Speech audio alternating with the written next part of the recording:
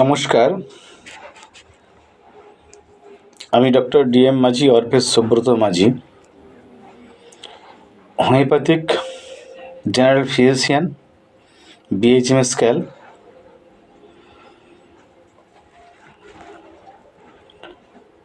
আজকে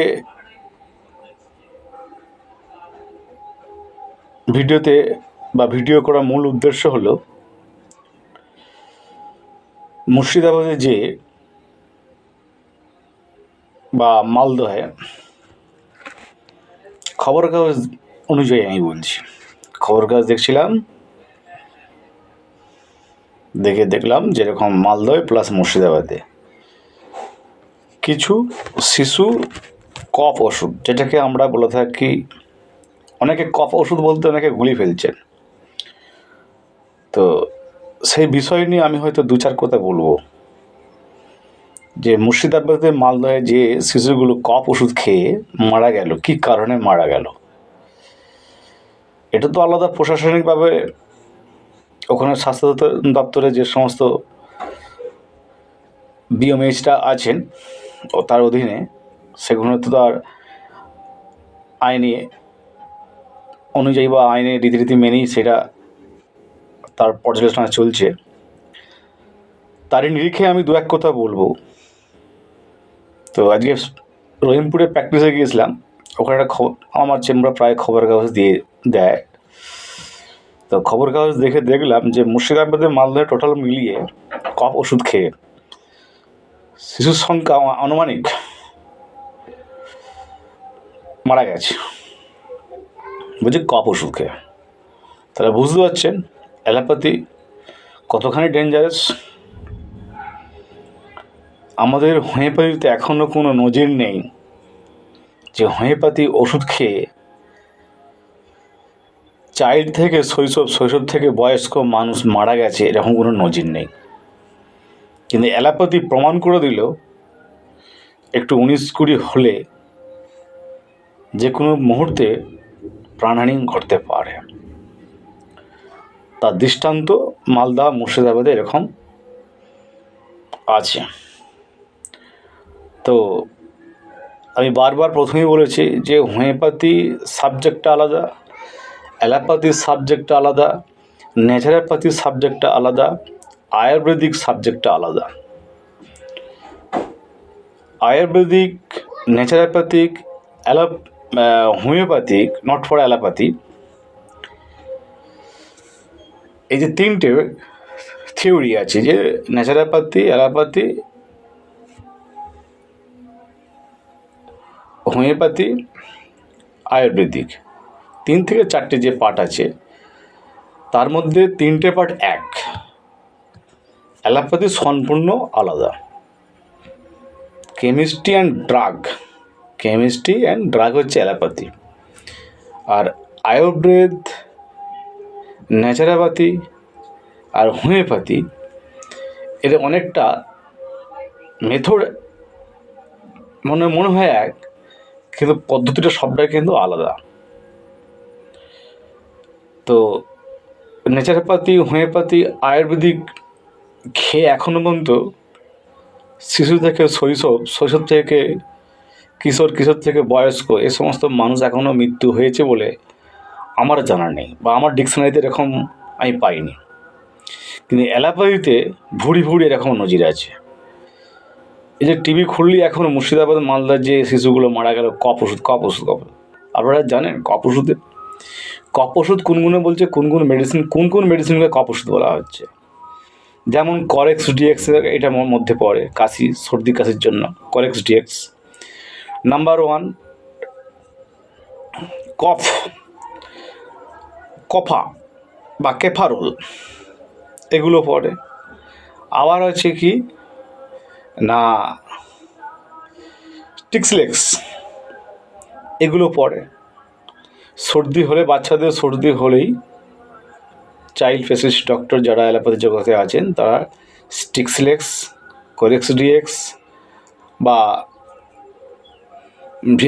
ভিস্কোজিন, এই সমস্ত মেডিসিনগুলো কফ জাতীয়, যেগুলো কফ, সর্দি বা কাশি হচ্ছে, এই ধরনের মেডিসিন সম্ভবত এবং ওরা লিখে থাকেন।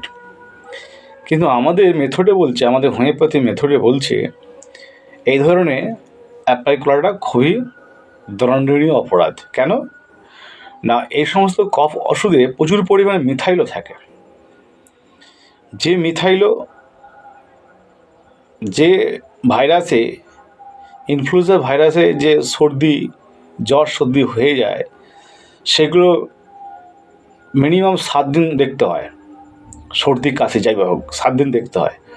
ওই ধরনের কফ ওষুধ যদি খাওয়া হয়, ওই যে মিথাইলো যে পদার্থটা আছে, ওই পদার্থটা এমনভাবে মানুষের দেহের মধ্যে, বাচ্চাদের তো এই বলছি, মানব দেহে যে কোনো শিশু থেকে শৈশব, শৈশব থেকে কিশোর, কিশোর থেকে যৌবন, যৌবন থেকে বার্ধক্য বয়স্ক পর্যন্ত বলছি, ওই কফ জাতীয় ওষুধগুলো অ্যালিক এক্স, এই যে ওষুধগুলো আছে, প্রচুর পরিমাণে মিথাইলও আছে। কি হয় না, ডোজ যদি একটু উল্টোপাল্টা হয়ে যায়, প্রচুর পরিমাণে ঘুম হয়। ঘুম হওয়ার সঙ্গে সঙ্গে পাশাপাশি যে সর্দিটা থাকে, সেই সর্দিটা গলায় না, সেই সর্দিটাকে প্রতিটা শিরা প্রতিটা পাঁচের বসিয়ে দেয়। এটা কিন্তু অনেক ডাক্তারবাবুরা জেনেও কিন্তু ভুলবশতভাবে ওরা ওইগুলো মেডিসিনগুলো সিলেক্ট করে থাকেন। কিন্তু আমার হোমিওপ্যাথি মেডিসিন কিন্তু এগুলো করে না। কফ তো বসাবে না, আর মিথাইলও তো কোনো অ্যাপ্লাই থাকছে না। এখানে টোটালটাই হচ্ছে কি সায়েন্স সিমটম, তার ডায়াগনোসিসটা নিয়ে কী কারণে কাশিটা হচ্ছে, কী কারণে, কী জন্য, সিজন ডিজিজ কি অ্যাকুট ডিজিজ কি বা ওয়েদার যে অনুযায়ী হচ্ছে, সেই সমস্ত টোটালটা কেস হিস্ট্রি নিয়েই কিন্তু সেই মেডিসিনটা সিলেক্ট করা হয়। যেমন আমরা কফ ওষুধ হিসাবে আমরা মেডিসিন যে সিলেক্ট করে, সেটা হচ্ছে কি জাস্টিক্যাল আদাটোডা, যেটা বাসক পাতার রস থেকে তৈরি হয়। জাস্টিক্যাল আদাটোডা, এটা হচ্ছে তার বৈজ্ঞানিক নাম। বাসক পাতার বৈজ্ঞানিক নাম হচ্ছে জাস্টিক্যাল আদাটোডা। আবার অ্যালিয়াম সেপা, পেঁয়াজ অ্যালিয়াম সেপা, এই যে অ্যালিয়াম সেপা, অনিয়ন, এই যে ব্যাপারটা থাকে, এগুলো, এই সমস্ত মেডিসিনগুলো আমরা কফ ওষুধ হিসাবে দিয়ে থাকি, সিঙ্গেল মেডিসিন হিসাবে। তো এগুলো দিনের রেজাল্ট। তো আজকের দিনে বলুন, মানুষ কুইক রেজাল্ট পাওয়ার জন্যই অ্যালোপ্যাথির দিকে ছুটছে। কিন্তু হোমিওপ্যাথি ধীর ধীর ধীর ধীর ট্রিটমেন্ট হলো, লং ট্রিটমেন্ট হলো, কিন্তু এর কিন্তু তার শেষটুকু উপড়ে ফেলে দেওয়ার ক্ষমতা রাখে হোমিওপ্যাথি। তাই ডক্টর হ্যানিম্যান সাহেব বারবার আমাদের বলেছেন যে treat the disease not the patient, treat the disease not the patient. Allopathy রোগকে চিকিৎসা করে, হোমিওপ্যাথি রোগকে চিকিৎসা করে, কিন্তু পেশেন্টটিকে চিকিৎসা করে না। আর ঠিক এর উল্টো, treat the patient not the disease, treat the patient not the disease.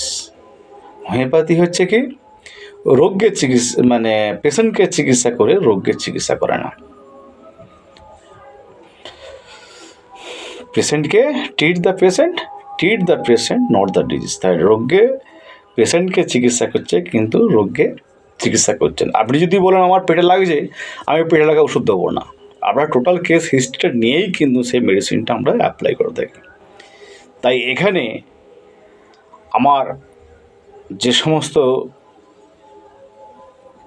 শুভাকাঙ্ক্ষী হিতাঙ্ক্ষী বন্ধুরা আছেন, একটু আমার কথাটা মনোযোগ দিয়ে শুনবেন, বুঝবেন যে আমি কী বলতে চাইছি। মালদহ থেকে মুর্শিদাবাদ এর আগেও হয়েছে, শিশু মারা গেছে কফ ওষুধ ডোজের পরিমাণটা বেড়ে গিয়ে বা বাড়ি দিয়ে ঘুমের মধ্যে দিয়ে মারা গেছে। কেন মিথাইলের যে পদার্থটা আছে, সেটা প্রচুর পরিমাণে ঘুম নিয়ে আসে। অনেক সময় সেই বাচ্চাটা অনেক সময় কী হয়, ঘুমের ভাব তো নিয়ে আসবে, এবং যে মানে বুকের সর্দিটা বসিয়ে দিয়ে আর শ্বাস প্রশ্বাস নিতে পারে না, কষ্ট হয়, তখন সেই বাচ্চাটা হার্টফেল করে মারা যায়। তাই আমার বারবার সমস্ত অল ফ্রেন্ডসদের বলছি, আপনারা অ্যালোপ্যাথির ট্রিটমেন্টটা নেবেন খুব চিন্তা ভাবনা করে। হোমিওপ্যাথি মেডিসিন এমন একটা মেডিসিন, যে মেডিসিনটা কোনো পার্শ্ব প্রতিক্রিয়া থাকে না, কোনো পার্শ্ব প্রতিক্রিয়া থাকে না। লং ট্রিটমেন্ট হলেও কিন্তু এর কিন্তু তার শেষ পর্যন্ত দেখে তার গোড়া উবড়ে ছুঁড়ে ফেলে দেওয়ার ক্ষমতা রাখে হোমিওপ্যাথি। তাই আমি এই মালদহে মুর্শিদাবাদে যে সমস্ত শিশুগুলো মারা গেল তার জন্য আমি খুবই মর্মাহত, খুব দুঃখজনক, এবং তাদের প্রতি আমি কি বলবো, ভাষায় আমি প্রকাশ করতে পারছি না। এই ধরনের ঘটনা যে ঘটে গেল, এত উন্নত প্রযুক্তির মধ্যে দিয়েও এই যে শিশুগুলো মারা গেল, খুব দুঃখজনক, বেদনাদায়ক ব্যাপার। এগুলো মন থেকে মেনে নেওয়া যায় না। এগুলো কি না, বাড়ির ওই সমস্ত কিছু মানুষ আছে যারা ওই কন্টিনিউ অ্যালোপ্যাথির উপরে বিশ্বাস আছে, যা কিছু হয় কুইক রেজাল্ট পাওয়ার জন্য অ্যালোপ্যাথি ছুটে, যার ফলে আজকে এত শিশু মূল্য বা মারা গেল। কিন্তু ওই পরিবারে যদি মানুষগুলো যদি সেন্সিটিভ হতেন, যে বাচ্চাগুলোকে যদি এখন থাকতে হোমিওপ্যাথি মেডিসিন বা আয়ুর্বেদিক মেডিসিন বা ন্যাচারোপ্যাথি মেডিসিন যদি খাওয়ানো যেত, তাহলে হয়তো এই ধরনের ঘটনা আমাদের এখন এই মুহূর্তে বা বর্তমানের যুগে আমরা শুনতে হতো না। ভাবুন তো, মুর্শিদাবাদ মালদহের মতন একটা কত এসেন্সিয়াল জায়গা, সেখানে মানুষ কত অ্যাডভান্স, তার সেইসব মানুষ সেখানে বাচ্চাগুলো, শিশুগুলো অকালে মৃত্যুর কোলে ঢলে পড়ল। ভাবা যায়? তাই আমি ভিডিও এই কারণেই করলাম যে বন্ধু, চিকিৎসা নেবেন, চিন্তা ভাবনা করে চিকিৎসা নেবেন। বারবার বলছি, চিকিৎসা নেবেন, চিন্তা ভাবনা করে চিকিৎসা নেবেন। অ্যালোপ্যাথি সাময়িক, আপনার রোগটা ওখানে হয়েছে, কুইক রিলিফ দিতে পারে, কিন্তু তার পার্শ্ব প্রতিক্রিয়া কতখানি সেটা একটু অ্যানালাইজ করবেন। আর হোমিওপ্যাথির কোনো পার্শ্ব প্রতিক্রিয়া থাকে না। তো ওই সমস্ত শিশুগুলো যে মৃত্যুর কোলে চলে গেল, অকালে মৃত্যুর কোলে ঢলে পড়লো, তো আমি খুবই মর্মাহত, দুঃখজনকভাবে আমি প্রকাশ করছি। তো এগুলো মেনে নেওয়া যায় না মন থেকে। এবার শুধু তাই নয়, এবার কিছু কিছু ব্যক্তি আছে, তারা ওষুধ দোকান থেকে জ্বর সর্দি কাশি হলে ওষুধ দোকান থেকে কিনে খায়, ডাক্তারের সঙ্গে পরামর্শ নেয় না। প্লিজ, ডাক্তারের সঙ্গে, যে কোনো ডাক্তার, আপনার মনে হবে যে কোনো পাশ করা ডক্টরের কাছে কনসাল্ট বা সাজেস্ট করা উচিত। কখনোই ওষুধ দোকানে দাঁড়িয়ে ওষুধ কেনা উচিত নয়। ডাক্তারবাবু হয়তো ফিস নিতে পারে, কিন্তু তার ডায়াগনোসিসটা সঠিক করবে। কিন্তু ডায়াগনোসিসটা সঠিক হলো না, কোন ওষুধে কত পরিমাণে ডোজটা লাগবে সেই ডোজটাও জানলেন না। দোকান থেকে কিনে নিয়ে দোকানদার, সেখানে অ্যাজ এ ফার্মাসিস্ট, সে একজন ওষুধ দোকানদার, সে মেডিসিন সম্পর্কে কতটুকু জ্ঞান আছে, সেই ওষুধের সম্পর্কে তার কতটুকু ধারণা আছে, এগুলো তাকে বুঝতে হবে। তাহলে সে যদি ডক্টরই হয়ে যেত, তাহলে ওষুধ দোকান সে খুলে বসতো না, সে পাশে একটা ক্লিনিক বা সেটা ডিসপেন্সারি রাখতো। সে তো অ্যাজ এ দোকানদার, ওষুধ বিক্রেতা, সে ফার্মাসিস্ট, সে ওষুধ বিক্রি করবে, তারা এইটুকু লাইসেন্স দেওয়া আছে। সে কখনো চিকিৎসা করতে পারে না। সাধারণ গ্রাম বাংলার মানুষ, আরও উচ্চস্তরের মানুষ এই জায়গাটা গুলি ফেলছেন যে ফার্মাসিস্ট আর ডক্টরের মধ্যে কী পার্থক্য।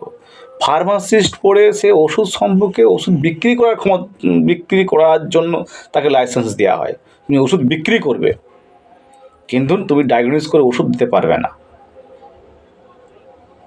তা ওষুধ দোকানদারকেও আমি দোষ দিতে পারবো না। আমাদের তো কি শিক্ষিত ভালো ভালো মানুষগুলো দেখেছি, তো দাঁড়িয়ে দোকানদারকে বলছে আমার কাশি হচ্ছে, একটা কাশি ওষুধ দিন তো, এরকম শুনেছি আমি, দেখতে পাই। ডাক্তারবাবুকে ফিস দেওয়ার ভয়ে যে সে দোকানদার কাছ থেকে ওষুধ কিনে খাচ্ছে, ভালো ভালো শিক্ষিত ফ্যামিলি। এগুলো তো ঠিক নয়। দোকানদার যদি ডক্টর হয়ে যেত, সে তো পাশে তো ডিসপেন্সারি খুলে বসে থাকতে পারত, চিকিৎসালয়ে খুলে বসে থাকতো, গ্রামীণ চিকিৎসক বা একটা যে কোনো চিকিৎসক বলে সে তো কিছু, সেটাকে ওষুধ বিক্রি করার জন্য তাকে গভর্নমেন্ট লাইসেন্স দিয়েছে। তাই সে ফার্মাসিস্ট বা সে ওষুধ বিক্রি করার ক্ষমতা দিয়েছে। ডক্টরবাবু প্রেসক্রিপশন করে দেবে, ওই প্রেসক্রিপশন অনুযায়ী তাকে মেডিসিন দিতে হবে। অনেক দোকানদার আছে প্রেসক্রিপশনে যে মেডিসিন লেখা হয় সেই মেডিসিন দেয় না, অন্য কোম্পানির মেডিসিন দিয়ে দেয়, যেখানে তার কম পয়সা কেনা আছে, যাতে করে সে লাভের পরিমাণটা পায়, সে অন্য ওষুধও ধরিয়ে দেয়। এগুলো করবেন না প্লিজ, এগুলো করা উচিত নয়। ওষুধের দোকানদার তার লক্ষ্য থাকবে যে আমি মেডিসিনটা কীভাবে বিক্রি করব বা কীভাবে বুঝিয়ে বিক্রি করবো, তার এই উদ্দেশ্য বা লক্ষ্য থাকে। কিন্তু আপনারা তাকে যদি ডাক্তার বলে মনে করেন যে উনি আমাদের মানে ওষুধ দোকানদার, মানে উনি ডাক্তার, উনি সব জেনে গেছে, তাহলে কিন্তু ভুল হচ্ছে। তাহলে কিন্তু এভাবে করে মানুষকে আস্তে আস্তে আস্তে আস্তে পৃথিবী থেকে বিদায় নিতে হবে।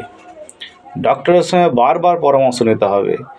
ফিস যাক না রে বাবা, আপনি তো সঠিক চিকিৎসাটা পাবেন যে কোনো ডাক্তারের করতে, আমি অ্যালোপ্যাথি, হোমিওপ্যাথি, ন্যাচারোপ্যাথি, আয়ুর্বেদ, যাই যে কোনো ডাক্তার হবে না কেন, আপনাকে ডক্টরের পরামর্শ নিতে হবে। ডাক্তাররা দীর্ঘ 5 থেকে 6 বছর যে কন্টিনিউ পড়াশোনা করে, তাহলে তার সেই দাম থাকবে না? তার দাম থাকবে না বলছেন? আর একটা ফার্মাসিস্ট সে ডক্টর হয়ে গেল। এগুলো বুঝে শিখুন, এগুলো বুঝে শিখুন, জানতে শিখুন যে ডক্টর ফার্মাসিস্ট এক নয়। ডাক্তারবাবু অর্থাৎ ফিজিশিয়ান তার ডিউটি হচ্ছে রোগীর সঠিকটাকে ডায়াগনোস করে কেস হিস্ট্রি নিয়ে রেজিস্ট্রি খাতায় এন্ট্রি দিয়ে সেটাকে প্রেসক্রিপশন করে তাকে সঠিকভাবে পরিষেবা দেওয়াটা, এটা ডক্টরের কাজ।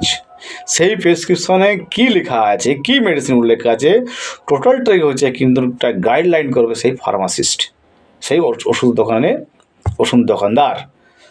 মেয়ে ছেলে হলে দোকানের যে ভদ্র মহিলা থাকলে মহিলা হবে, ছেলে থেকে ছেলে, সে দেখে ওষুধ দেবে, সেই ওষুধটাই দিতে হবে। এবং অনেক সময় কী করে ওষুধ দোকানদাররা তার অনেক পুরনো ওষুধ থাকে, সেগুলো কাটিয়ে দেওয়ার জন্য লাভের আশায় গতানুগতভাবে পেশেন্টকে ধরিয়ে দেয়। কিন্তু এই জায়গাটাও তো সেন্সিটিভ হতে হবে।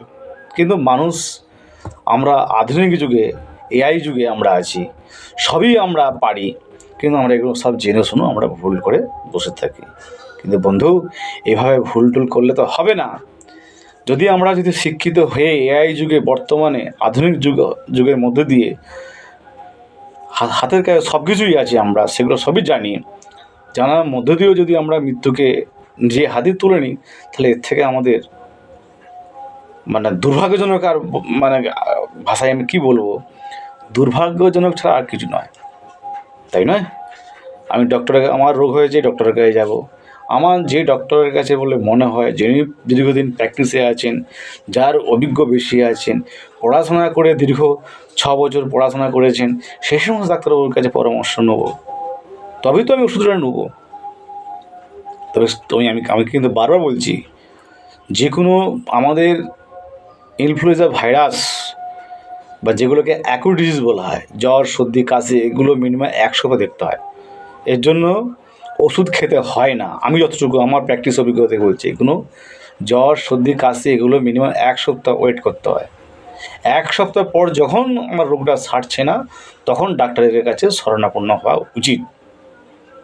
কিন্তু সঙ্গে সঙ্গে ওষুধ কিনে ওষুধ দোকান থেকে কিনে নিয়ে ওষুধ খাওয়াটা ঠিক নয়। আজকে বলুন দিন, মুর্শিদাবাদের মালদা কত শিশু প্রাণ গেল এই সমস্ত ভুল পথে পরিচালিত হওয়ার জন্যই। এখানে কোনো মানে ওষুধ দোকানদারকে বা দায়িত্ব করা উচিত নয়। যিনি কিনছেন তিনি চরম থেকে চরমতম অপরাধী। তিনি ডক্টরের কাছে পরামর্শ নেননি, সঠিক পরামর্শ নেননি। যাই হোক, আমি বেশি কিছু বলছি না। অ্যালোপ্যাথি যে কতখানি পার্শ্ব প্রতিক্রিয়া, তার একটা দৃষ্টান্তমূলক আপনারা দেখতে পেলেন মুর্শিদাবাদ, মালদা এরকম কত শিশু মারা গেল। আর হোমিওপ্যাথিতে এমন একটা মেডিসিন, যেখানে সিঙ্গেল মেডিসিন অ্যাপ্লাইয়ের মধ্যে দিয়ে আপনার রোগকে সঠিকভাবে নির্মূল করতে পারে। এই বলে আমি আমার সকলকে অভিনন্দন, শুভেচ্ছা, ভালোবাসা জানিয়ে শেষ করলাম।